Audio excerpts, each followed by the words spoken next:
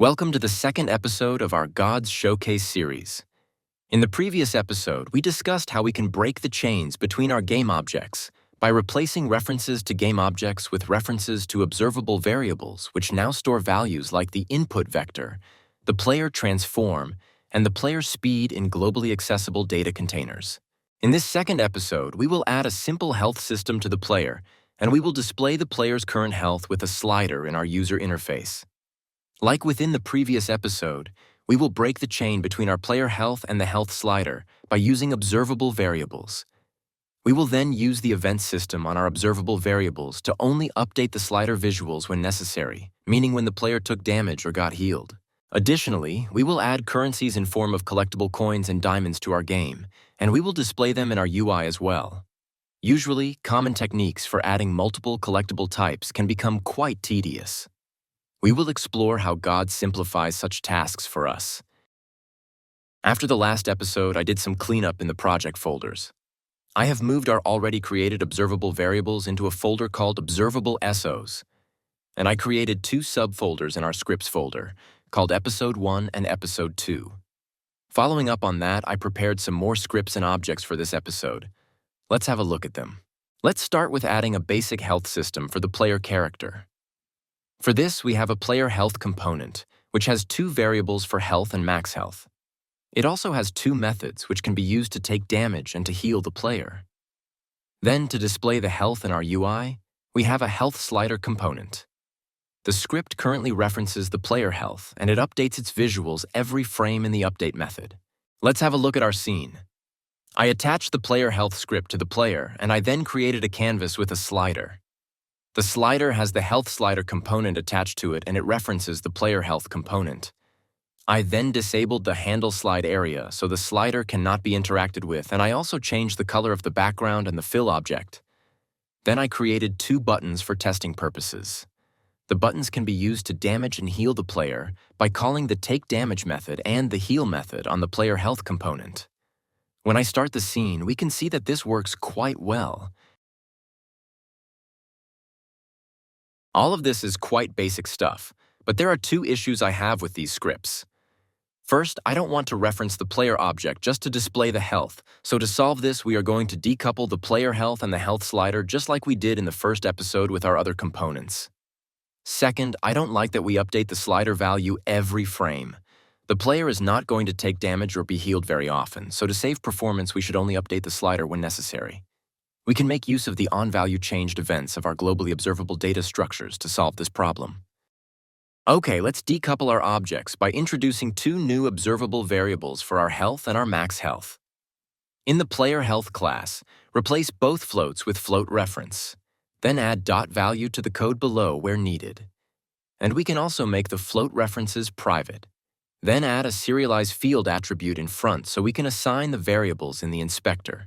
Next, in our health slider script, instead of referencing the player health, we want to reference the same health and max health variables which we will reference in the player health component. So let's just copy these two fields from our player health script and replace the player health field with these two fields. Then we will need to adjust the code in our update function a little, and then we need to recompile. We are almost set. Now we just need to create these variables. We can either do this by going to the Assets menu, and from there head to Create, Gods, Variables, Float Variable to create a correct variable. But the easiest way to do this is to click on Create Variable in the inspector of our health script component. Okay, let's rename these variables to Player Health and Player Max Health and place them into the same folder as our other variables. Then make sure these variables are assigned to the Health component and to the Health slider component as well. And with that, we have successfully decoupled our player from the UI component, and we can apply damage and heal the player using the buttons in the UI. Next, I want to solve the second issue and not update the slider every frame. So let's open the health slider script again and change the name of the update method to something like update visuals, and don't forget to make it public. Then add the onEnable method and call update visuals in there to refresh the slider when it gets active. And then recompile. And now comes what makes God so convenient to use. Select the slider object and in the health slider component, enable the two Thunderbolt symbols below our referenced variables. Two Unity events, which are called OnValueChanged, will appear, and we can use those to easily react whenever the stored value gets updated. Well, we can also set the value without invoking this event by calling a setValueSilent method instead of setting the value directly. So be assured, should you ever need to set the value without triggering a bunch of reactions, you have options to do so. Okay, now that we have enabled the Thunderbolt symbols, let's add the Update Visuals method to the events list in both references, since we want to update the slider when either of these values change. Should you not see the Update Visuals method in the list, you probably forgot to make the Update Visuals method public. And if we referenced everything correctly, this will work as expected when we test the scene. Here's another nice thing about Gods. It comes with a bunch of components which can be used to visualize often used data like strings, booleans, color, or stats. They are called Gods binders, and in the case of sliders, there is a Gods bind slider available. To demonstrate, let's copy the slider we have and move it down a little. Then select the new slider and remove the health slider component, as we will replace that with the binding component. Now add a Gods bind slider to the object, then select float as the selected type, and then drag in the player health variable and the player max health variable. And that's all we need to do. The component will automatically subscribe to the OnValueChanged event and update the slider. Okay, to test this, let's enable some thorns I created ahead of this video. They have a simple script attached and will deal damage when triggered by an object which has a player health component attached. I hope you can start to see how easy it would be now to add additional effects whenever the player takes damage. For example, if we want to play some particle effects, all we need is to create a new script like player health particles, and in this new class reference the player health variable, and let's also reference two particle systems, one for a damage effect and the other for a healing effect. Then we only need a method which we can call through the inspector, and we are almost done. In this method, we make use of the previous value field of the referenced variable to calculate if the player took damage or if the player was healed. Now let's modify the player object. I already added some particle effects to the player, so all that's left to do is add the player health particles script to the player. Then reference the health variable, drag in the two particle systems, and then enable the Thunderbolt symbol to get access to the OnValueChanged event. Here we just add this script and call the ActivateParticles method when the value changes. As we can see now, when the player takes damage, the damage particles start playing, and when the player gets healed, the healing particles get activated. Very nice. Now to the second task of this video, we are going to add some collectible currencies to the game. To keep the video short, I already created a prefab for our coins and another for our collectible diamonds. These are simple objects with a script called Collectible and a box collider 2D, which has IsTrigger enabled. The object also has a child object with a sprite renderer to display our currency. Let's have a look at how the collectible script currently works, and then we will discuss what issues we can see and how we can improve them using Gods. The collectible script should be used for all our currencies, and we therefore created a collectible type enum, which at this point can be coin or diamond. Each object can have a different value, so there might be objects which are worth 3 coins and others which are worth 10 coins, for example. Then we have a static event to which other objects can subscribe to get notified when a collectible has been picked up. The event has 2 parameters attached, namely the value of the picked up currency and the type of currency. When the player triggers the collectible, the event is invoked and the currency gets destroyed. Now for the text, which displays the amount of collected coins or diamonds. First, we define which currency should be displayed. This can be coins or diamonds. Then we have another field which internally stores the collected amount. In our start method, we subscribe to the static collectible taken event. And in the onDestroy method, we unsubscribe from the event to clean up when the text gets destroyed. Then, in the handle collectible taken method, we check if the picked up collectible is of the same type as this text, and if so, we increase the internal value and display the new value in the UI. Okay, let's test this in our scene. As we can see, we can pick up diamonds and coins, and everything works as expected. Also, we are using an event and are not creating dependencies by having to reference other objects within our scene. I would not say this is a bad system, but there is still room for improvement. For example, the collected amount of our currencies is currently stored in our cointext components. So, if we would ever want to spend this currency on some items in our game, this would not be a good place to store our values.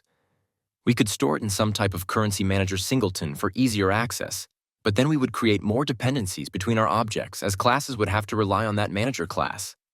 If this manager class is not in the scene, things will start to break.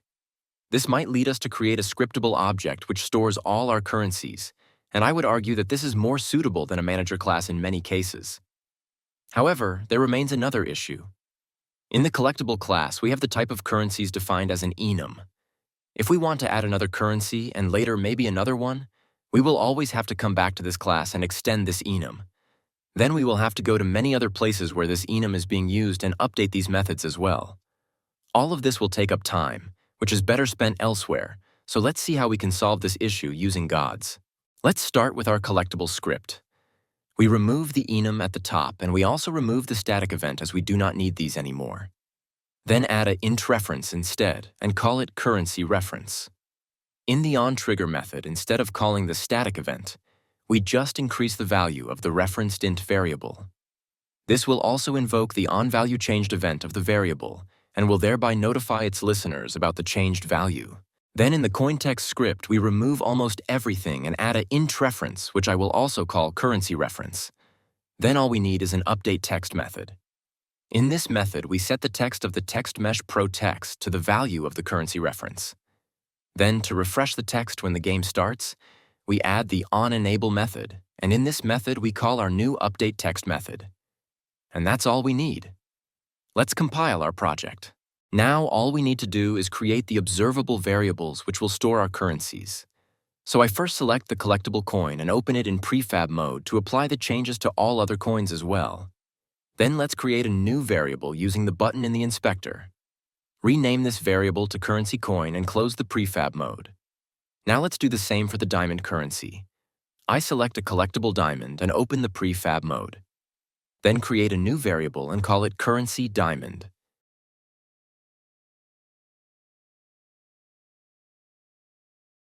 We also must reference them on our text objects. We will assign the one we use on our collectible coins to the coin text and the one we use on our diamonds to the diamond text. Do not forget to make use of the Thunderbolt symbols and assign the update text method to the OnValueChanged event.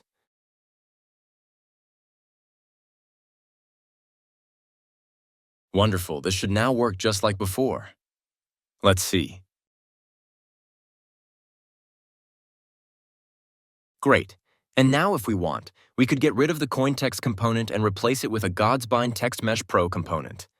Like the binding component for our slider, this component also automatically subscribes to the OnValueChanged event on the referenced variable and will update the text accordingly. So let's select int as the variable type and drag in our currency. If we want, we can also add a prefix and a suffix, so I will do this for our coins and type in coins into the prefix field. Let's test this again, shall we?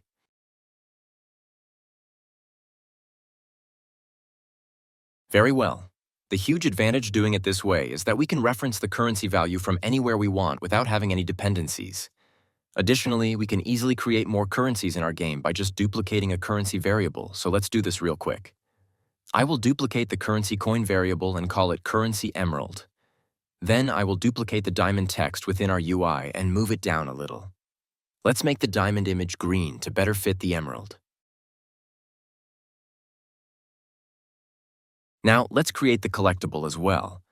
So I make a copy of a collectible diamond, move it a little bit and then make it green. Then on the collectible component, I reference the new emerald currency variable and save it as a new prefab. After that, let's make some copies. Okay, and with that, we have created a new currency for our game without having to touch our code at all. Awesome. Of course, you can use this method for many other areas as well, like player stats, for example. You could create variables for strength, dexterity, wisdom, intelligence, and more with ease. Other systems like damage types, unlockable passives, and more can be easily achievable using God's globally observable data structures. Well, we are reaching the end of this episode. In the next episode, we will have a look into observable game events, observable list, and the God save slot system. By using checkpoints in our scene, we will save our game state to a file whenever the player reaches certain points in our level. See you in the next episode.